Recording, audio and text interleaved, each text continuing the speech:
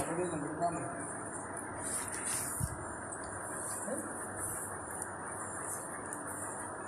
ஒன்றுமே இல்லைனாலும் 2 ஊதுபத்தி எம்சல் ஏற்றி வச்சுட்டு நான் பாட்டுக்கு உட்காந்துக்கிட்டு போடா கற்றுக்குரிய பூஜை கடை ஒரு மயில் கடை சொல்லிட்டு உட்காந்துக்கிட்டு இருக்கேன்.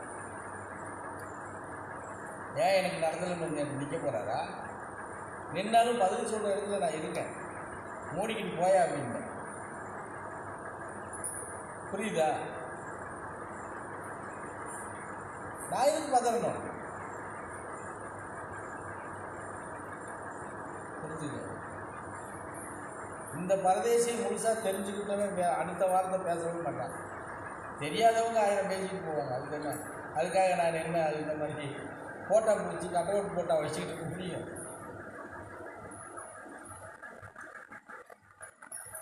அதெல்லாம் அதை பற்றி கவலைப்படுங்கிற அவசியமே இல்லை. அதை நம்ம யோசிக்கணும். நீங்கள் யாருமே அதை பற்றி யோசிக்கணுங்கிறது இல்லைங்கிறத இல்லைங்க. அதையே யோசிக்கிறது.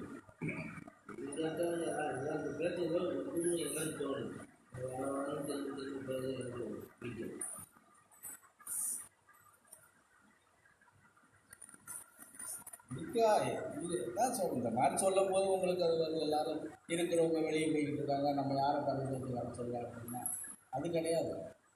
இப்போ கணக்கு வீட்டில் வந்தவங்களாம் அப்படியே அங்கே போகிறது தொங்கிக்கிட்டே இருக்காங்களா? வெளியே போகிறவங்க போய்கிட்டு தான் இருக்கான், வர்றவன் வந்துக்கிட்டு தான் இருக்கான். இப்போ இருக்கிற மணியாற்றல் இப்போ இருக்கிறவன் அங்கே இப்போ 27வது ஆளாக இருக்கான். புரிஞ்சதா? ஒரு தரம் எப்படி சொல்ல போனால், இன்னொரு சொல்ல போனால் அமைஞ்ச இடமும் கூட அப்படி புரிஞ்சுருக்கலாம். அதுக்கு தகுந்த மாதிரி வாரவங்கெல்லாம் அங்கே போனால் நல்லா இருக்கு. அது அவன் சொல்கிறான்ல, அவனுக்கு நடந்துச்சோ நடக்கலையே கணக்கு பண்ணி போயிட்டு வந்தால் எனக்கு நல்லா இருப்பான், கணக்கு பண்ணி போயிட்டு வந்தால் எனக்கு நல்லா இருப்பான் சொல்கிறான்ல. இங்கே ஒரு 1.5 மாதமாக தொலைந்து வந்த சத்யாவே அதை என்கிட்டயே தான் பேசினான். புரியுதுங்களா? வேலூருக்கு போயிட்டு வந்து கணக்கு வீட்டில் உட்காந்துட்டு இருக்கும்போது பள்ளியம்மா ஃப்ரெண்டு என்ன முத்தா அவ்வளோ அப்படித்தான் என்கிட்ட பேசினா. எங்கள் சொந்தக்காரங்க மதுரையிலேருந்து வருவாங்க, அவங்க வந்துட்டாங்கன்னு சொன்னால் இங்கே இருக்கிறவங்களாம் அப்படியே இதாகிடுவாங்க, வாங்க வாங்க வாங்கன்னு கூட்டிகிட்டு போய் முதல் பூஜையாக நடத்தி கொடுக்க வேண்டியதெல்லாம் கொடுத்து அவ்வளோ மரியாதையோடு நடந்துக்குவாங்கன்னு சொன்னான். புரியுது? நான் அப்போ அங்கேயே சொன்னேன், அவ்வளோ பெரிய ஆளு இருக்கும்போது அதை விட்டுட்டு அம்மா இங்கே யார் கூட வந்துருக்கு தெரியல.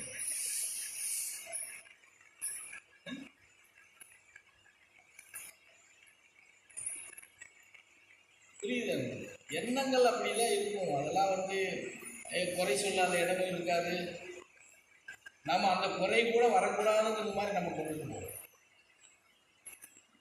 கணக்கம்பட்டியை பற்றி எவ்வளோ பேர் எவ்வளோ குறை சொல்லியிருக்கிறாங்கன்னு எங்கிட்டே எவ்வளோ பேர் ஃபோன் பண்ணி பேசியிருக்காங்கன்னு எனக்கு மட்டும்தான் தெரியும்.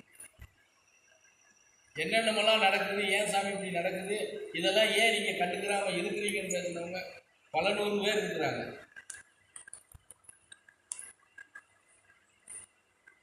புரிஞ்சுதுங்களா? பழைய ஆளுகள் எல்லாரும். அதுக்காக நாம அங்கே போய் சண்டையாக போட முடியும். ஏகவோம கூட்டம் ஏறுறதுனால அங்கே எல்லாம் நடக்கத்தான் செய்யும். அது யாருக்கு என்ன பண்ண முடியும்? அந்த பாவத்தை அவன் அனுபவிச்சுட்டு போகிறான்.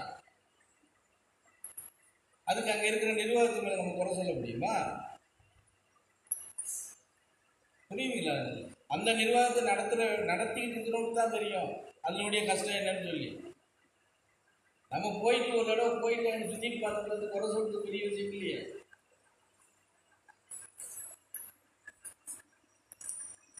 புரிஞ்சுதுங்களா? என்கிட்ட அந்த மாதிரி சொன்னவங்களுக்குலாம் நான் கடுமையான அறிவுரை கொடுத்துருக்கேன். தேவையற்ற வார்த்தைகள், தேவையற்ற வார்த்தைகள் இருக்காங்க. தெரியாதவன் 1000 பேசலாம், பகவானை பற்றி முழுசாக தெரிஞ்சுக்கிட்டும் இந்த மாதிரி பேசக்கூடாது. கண்டிச்சிருக்கிறேன்.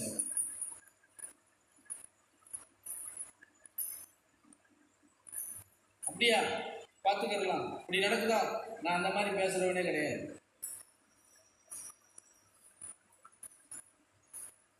புரிஞ்சது? அப்படி பயணம் பண்ணிட்டு இருக்கும்போது நான் எப்படி சாமி அது ஒரு விஷயம் கிடையாது, விடுங்க, அவ்வளோதான். சரியா?